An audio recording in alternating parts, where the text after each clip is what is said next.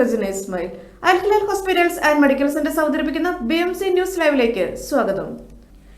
അമൃതാനന്ദമയി സേവാ സമിതി Bahrain chapter കർക്കിടക വാവ് ബലി പിതൃതർപ്പണ ചടങ്ങ് സംഘടിപ്പിച്ചു.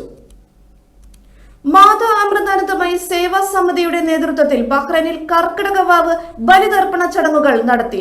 ഇന്ന് ജൂലൈ 24 പുലർച്ചെ 4 മണിക്ക് BMC ഓഡിറ്റോറിയത്തിൽ വെച്ച് നടന്ന ചടങ്ങുകളിൽ 300-ലധികം പേർ പങ്കെടുത്തു.